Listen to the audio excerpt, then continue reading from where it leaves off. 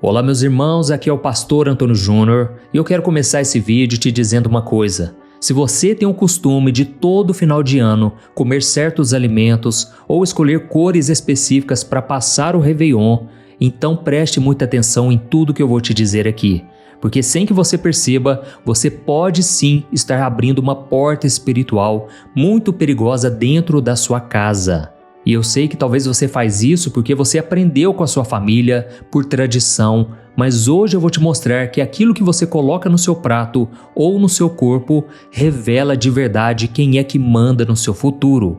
E você já parou para pensar que quase todo mundo faz os mesmos rituais em toda virada de ano? Por que será, irmãos? Eu sei que o pessoal segue a onda da maioria, mas ninguém para entender o significado por trás disso tudo. Então no vídeo de hoje eu vou te mostrar o que está escondido por trás dessas simpatias e por que elas travam a vida de tanta gente sem que elas percebam. Só para você entender o peso disso tudo, deixa eu te contar o que aconteceu comigo esses dias. Uma moça me procurou no final de um culto e ela me falou o seguinte: Pastor, eu tô confusa e eu quero que o senhor me ajude a esclarecer uma coisa. No ano passado eu fiz tudo o que o povo manda. Eu comi as uvas, eu guardei as sementes de romã, eu usei a cor certa e no final de janeiro eu consegui o emprego que eu tanto queria, pastor. Será que isso não foi a mão de Deus usando essas coisas, já que Ele conhece o nosso coração? Nossa, irmãos, quando ela me falou isso, eu olhei nos olhos dela e perguntei: minha irmã, você realmente acredita que o Deus que criou os céus e a terra, criou o universo, Ele precisou de 12 sementes de uva para saber que você precisava trabalhar? Ele precisou disso para depois poder te dar um emprego? Se as coisas deram certo depois que você fez isso, será que foi Deus mesmo? Ou será que é porque você entrou num sistema de troca espiritual que vai te cobrar um preço mais tarde? Naquela hora ela parou, ela pensou, o semblante dela mudou na hora e eu pude oferecer para ela ali a mensagem correta do Evangelho.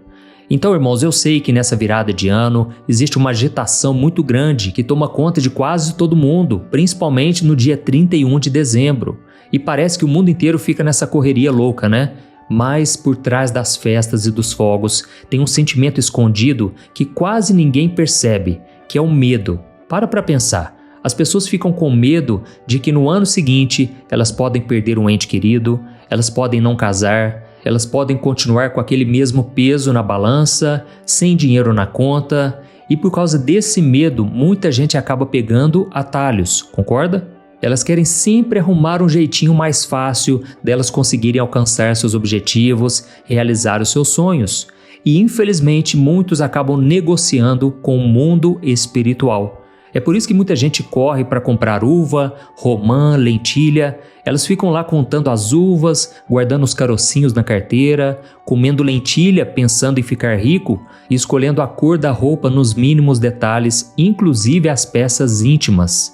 Mas irmãos, agora para um pouco e pensa comigo. Desde quando o seu futuro vai obedecer àquilo que você come, àquilo que você veste? E quando o alimento deixa de ser apenas comida e passa a carregar uma expectativa espiritual, alguma coisa vai mudar na atmosfera da sua casa, na sua vida. Afinal de contas, você tirou a confiança que estava em Deus e colocou em um objeto, colocou em uma comida, por exemplo. E sem querer espiritualizar tudo, eu quero te dizer uma coisa que é verdade.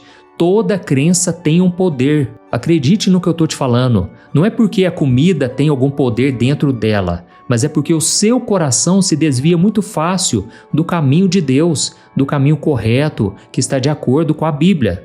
E o apóstolo Paulo, ele já nos avisou sobre isso, lá na carta de Romanos, capítulo 14, o versículo 17. Ele disse assim, o reino de Deus não diz respeito ao que comemos ou bebemos, mas a uma vida de justiça, paz e alegria no Espírito Santo. Amém?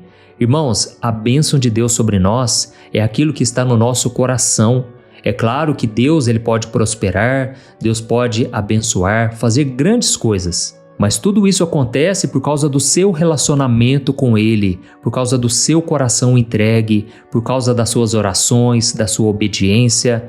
E quando você começa a se basear em regras, em coisas que você faz, aí então a sua fé começa a enfraquecer. Você tira a sua fé na graça, no amor de Deus, nas misericórdias dele, e você acha que você é o responsável por querer resolver todas as coisas, por fazer todas as coisas darem certo. Isso, na verdade, irmãos, é uma coisa misturada com coach. Nós devemos entender que tudo que nós temos, tudo que nós somos, é por causa da graça de Deus. Amém? E olha só, irmãos, tem uma outra coisa que anda junto com essa história de comida, que quase todo mundo faz, que é o tal da roupa branca, não é verdade? Muita gente me pergunta assim: pastor, o cristão pode usar roupa branca na virada do ano? Olha, irmãos, a verdade é que muitas igrejas evangélicas hoje estão mergulhadas em misticismo e superstição. Vale tudo para a pessoa tentar convencer a Deus a realizar os seus sonhos. Mas, irmãos, tem muitas práticas que não têm nenhuma ligação com a Bíblia. E eu sei que muita gente usa roupa branca porque acha que combina mais numa festa de fim de ano. Mas muitas pessoas, irmãos, lá no fundo do coração, elas acham que isso vai trazer um ano novo com mais harmonia, com paz. Mas poucos sabem que a tradição de usar roupa branca no Réveillon, na verdade, é uma simpatia brasileira que só ficou famosa a partir dos anos 70. E esse costume começou com praticantes do candomblé e da umbanda, que é uma forma deles buscarem proteção para o ano seguinte. Então, se você faz com essa intenção, irmãos, tomem cuidado. Eu sei que biblicamente a roupa branca significa santidade, pureza, mas isso não quer dizer que vestir esse tipo de roupa na virada do ano vai fazer alguma diferença na sua espiritualidade. Isso é herança da umbanda e do candomblé. E o apóstolo Paulo nos deixou um alerta muito sério sobre isso, lá em Colossenses capítulo 2, o versículo 8. Ele disse assim, tenham cuidado para que ninguém os escravize com filosofias vãs e enganosas que se baseiam em tradições humanas e nos princípios deste mundo e não em Cristo. Amém? Ou seja, irmãos, a nossa esperança para o ano que vem está em Cristo e não nessas outras coisas, nessas tradições humanas, nessas simpatias, nessas coisas que as pessoas inventam. Não adianta pular 7 ondas ou vestir a cor X ou Y, isso não vai mudar nada na sua vida. Você tem que obedecer ao que Jesus ensinou. O resto é misticismo, entendeu? E por falar em 7 ondas, por exemplo, olha que coisa interessante e até triste de se ver, né? Esses dias eu vi uma matéria de um jornal dizendo que muitas pessoas que nem moram perto do mar, elas dão o seu jeitinho de pular as ondas de uma forma improvisada. Tem gente que pula degrau de escada, tem gente que pula poça de água só para cumprir o número 7, né? Mas elas mal sabem, irmãos, que na verdade essa prática é uma saudação direta a Iemanjá. É isso mesmo. O cristão que faz isso, essa brincadeira, de ficar pulando ondas, de ficar dando 7 pulinhos, na verdade ele pode estar prestando um culto que não pertence a Deus. E é o que eu sempre digo, o diabo não precisa que você acredite nele, ele só precisa que você o obedeça.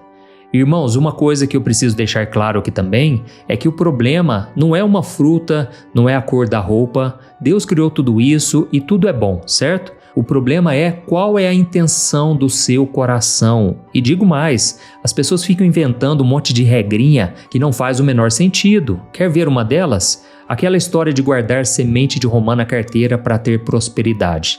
Pensa aqui comigo, se semente seca dentro de uma carteira trouxesse riqueza, o dono do sacolão seria o homem mais rico do mundo, não é verdade?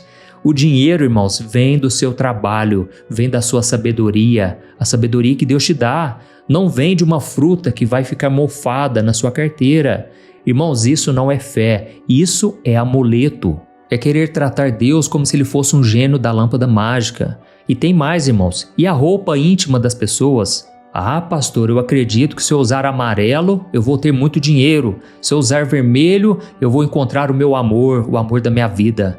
Irmãos, olha o nível da cegueira espiritual. Você realmente acredita que o seu sucesso, a sua felicidade no seu casamento, nos seus negócios, vai depender da sua roupa íntima, da sua cueca, da sua calcinha? Irmãos, se o caráter não mudar, você pode usar todas as cores do arco-íris, que nada vai acontecer. Essa é a grande verdade.